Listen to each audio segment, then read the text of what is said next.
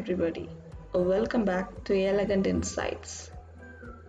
Today we are going to see an interesting session on the summary and analysis of Maria Campbell's Halfbreed. Being a Metis writer, Maria Campbell is best known for her important memoir, Halfbreed, which initiated a rebirth of Aboriginal literature in Canada. She was made an Officer of the Order of Canada in 2008. Born in 1940 in northwestern Saskatchewan on a trap line and grew up in a road allowance community. She was born of biracial parentage and she has received honorary doctorates from the University of Regina, York University, and Athabasca University. Campbell's father is an European and mother is an Indian. So Maria Campbell is neither a native nor an European but a half-breed. Campbell's Halfbreed is the autobiography of the first 33 years of Campbell's life. Halfbreed was published in 1973 and in 2004 the novel has won the Moisen Prize by the Canada Council for the Arts. Halfbreed is considered to be a seminal work of Indigenous Canadian literature. It recounts the difficulties Campbell faced in her search for self-discovery, including poverty, sustenance, abuse, sexual abuse, and sex work. Halfbreed continues to be taught in schools across Canada and inspires generations of Indigenous women and men. So let's see the background of the story. In 1860, half-breeds came to Saskatchewan from Ontario and Manitoba. In 1869, the Red Rebellion broke out when half-breeds claimed for their rights, with Louis Riel as their leader, Gabriel Dumont as president, and with 8 councillors. Life was threatened due to the arrival of white settlers and the railroad. Half-breeds became squatters and their existence was ignored. The Battle of Duck Lake was fought between Indians, white settlers, and half-breeds. And the half-breeds won this battle but again was defeated in 1884. The rest of the half-breeds escaped to North Saskatchewan and they were good at hunting and trapping. The half-breed families include Chartand, Isbister, Campbells, Arkent, Vandal, and also road allowance people. They were neither accepted by the Canadian people or the white settlers. There are so many characters in the novel and the important characters include Cheecham, Danny, Delors, Grandpa Campbell, Granny Campbell, Great-Grandpa Campbell, Jamie, who is Maria's brother, Kokum, Maria, and Maria's father. And other minor characters are Maria's maternal grandmother, Maria's mother, Mushum, that is Maria's maternal granduncle, Peggy, Perry Dubique, Kiwachich, and also Robbie.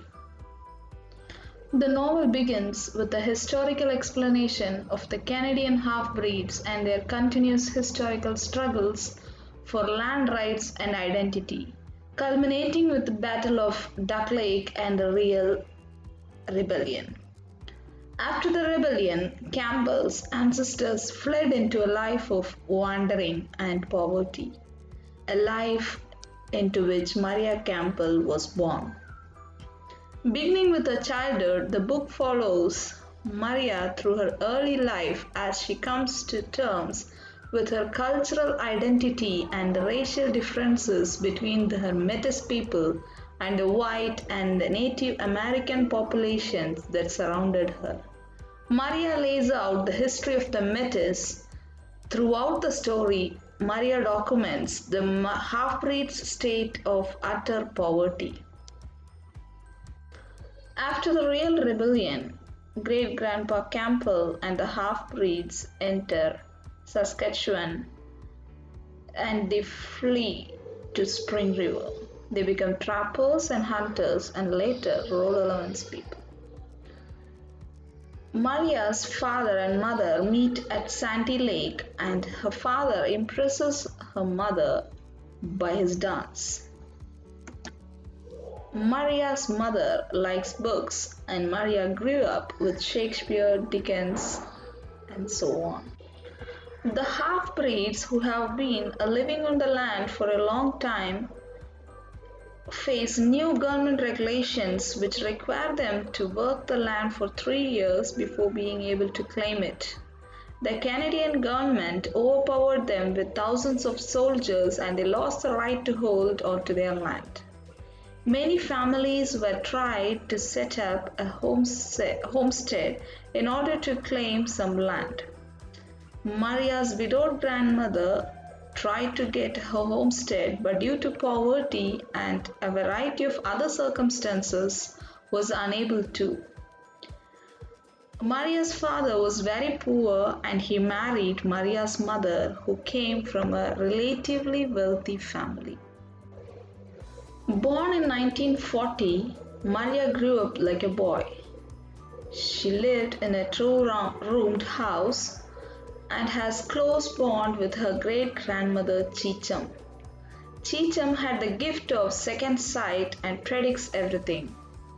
Quachich, her dad's aunt, has affection for Maria and she is a wealthy among the family. There are also immigrants from Germans and Swedes. They drop boxes during Christmas, which was burned by Maria's father. Half-breeds are Roman Catholic and Germans first built their church and later half-breeds.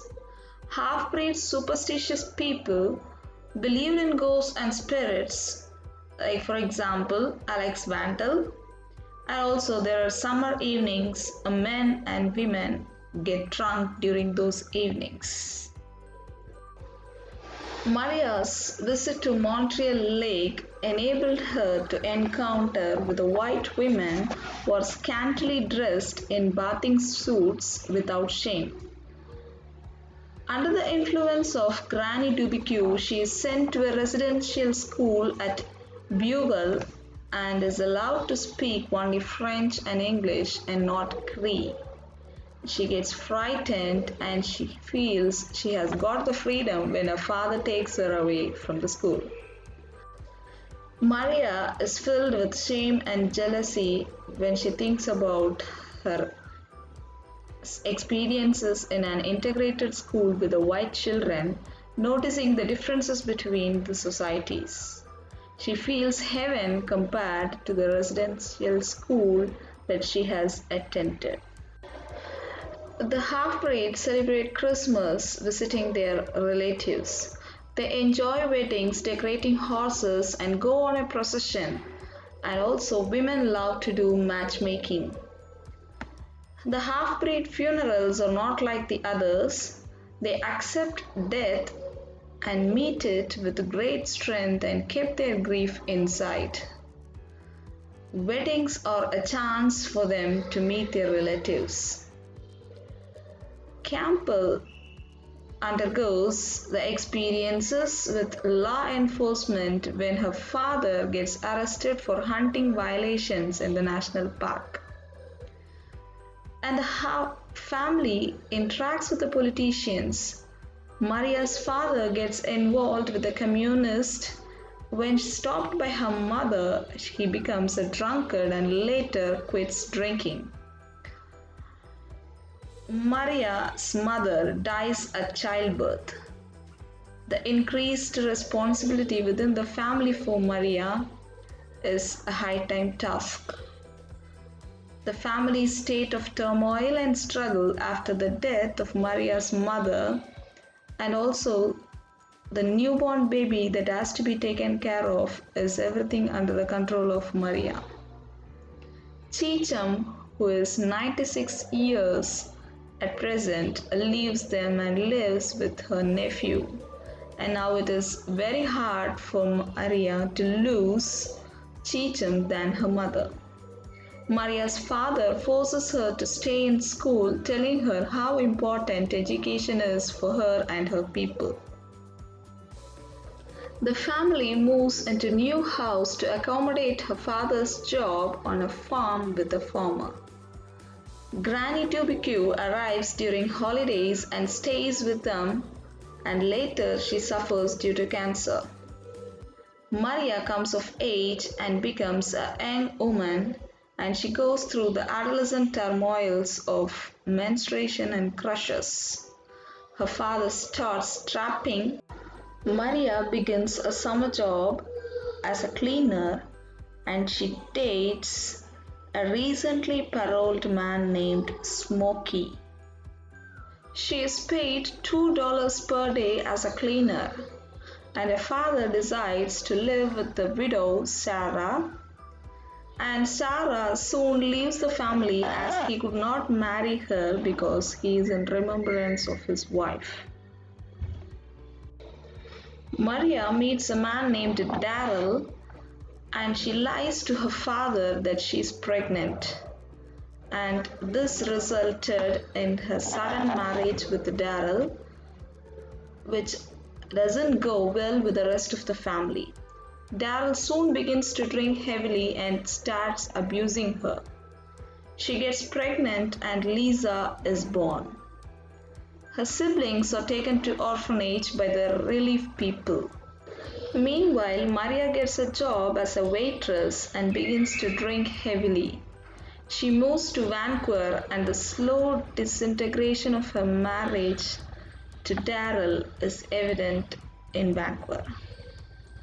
Darrell takes Maria to a party where she meets Lil. Eventually, Lil introduces Maria to prostitution. Maria's recent descent into drugs, starting with pills and heavy drinking, progressed to needles. Maria struggles with drug addiction and realizes that prostitution will not solve her problems, so she becomes the kept woman of a wealthy man. While she is a kept woman, she meets Ray, who helps her change her life. Ray helps her kick her addictions and provides her with an income by making her a drug mule. Maria saves up enough money to move to Calgary with her daughter. In Calgary, she struggles with financial troubles and drug addictions, so she moves back to Vancouver and puts her daughter back into a convent. Maria moves to Alberta. She gets a job as a cook at a ranch. The workers at the ranch say despairing words about the native people until they realize that Maria is a native. Maria goes to hairdressing school and tries to get her life back on track. She moves to Calgary so that she can work and go to school. Maria faces a difficult paradox. She is going to school in hopes of increasing her income. However, she has to work while going to school, and she works so much in order to survive that her school work suffers. Maria also copes with an unexpected pregnancy. She finished her course. She realized that she could not make enough money hairdressing in order to survive. Maria's fears of homelessness and falling back into her drug habit again, and her continuing problems with alcoholism and depression drain on. She sees the impact of alcohol abuse on Aboriginal children. Maria also witnesses racism in her workplace. Maria meets David and moves to northern Alberta with him.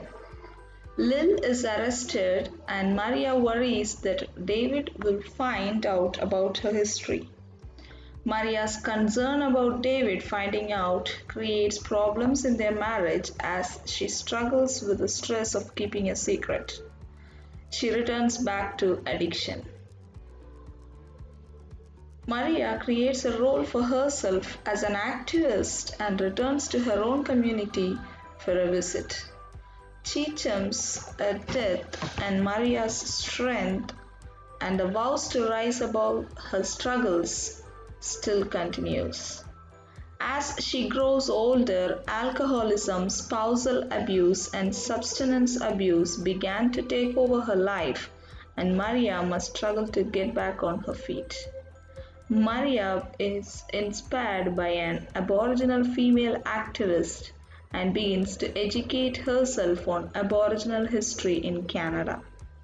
Maria is employed in a research project on Aboriginal people. Later, the research that she thought would help people actually turns out to be a part of a devious plan by the government to further marginalize Aboriginal people. When she realizes that she thinks that she has brothers and sisters all over and need not want the blanket anymore. Now let's analyze the customs and culture of the half-breed people. The half-breeds, they have formed their own fashioned life. The culture was never accepted but expected to fit into the Canadian culture.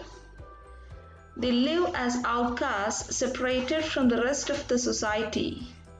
After marriage, they build their separate cabins. Hunting, trapping, gardening, weaving baskets are the major work they do. Widows wear black dresses like Puachich. Their language is half French and half Cree. Finally, the major themes in the novel are racism, family relationships, identity crisis, and also overcoming obstacles. Hope you have enjoyed and understood the novel. Thank you for listening and watching.